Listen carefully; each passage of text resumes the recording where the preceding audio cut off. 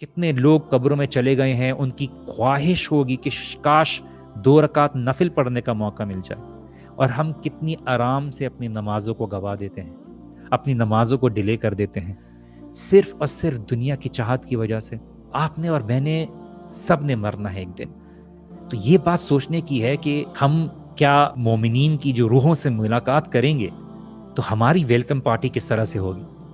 اللہ سبحانہ و تعالی ہمارے بارے میں کیا کہیں گے کہ یا ایتھا النفس المطمئنہ ارجعی الی ربک راضیۃ مرضیہ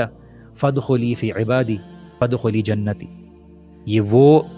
نفس المطمئنہ ہے جس کے بارے میں اللہ سبحانہ تعالیٰ کہیں گے کہ اے نفس، ایک مطمئن نفس، ارجعی الی ربک راضیۃ مرضیہ، اپنے رب کی طرف لوٹ جاؤ،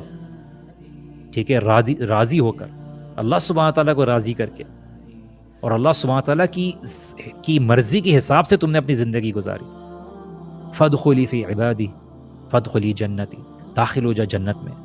اور جب مومن کو موت آئے گی وہ دیکھے گا کہ موت کا معاملہ تو کچھ نہیں تھا،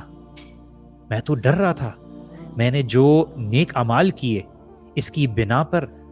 جو مجھے اب نظر آ رہا ہے، جب آ کے میری آنکھوں کے سامنے سے پردہ ہٹ رہا ہے، تو مجھے اس بات کی ریگریٹ ہو رہی کہ کاش اور کر لیتا،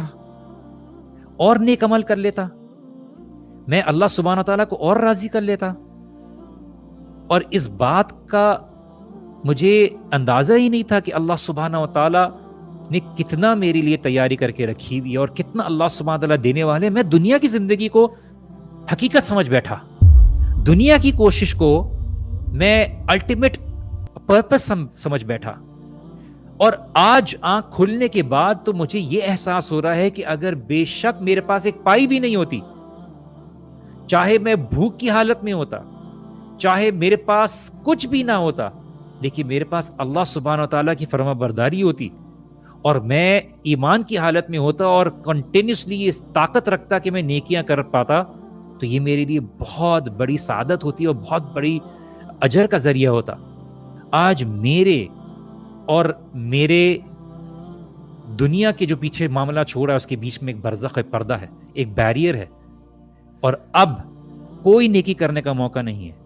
مومن کے لیے یہ والی ریگریٹ ہوگی کہ کاش میں زیادہ عمل کر لیتا۔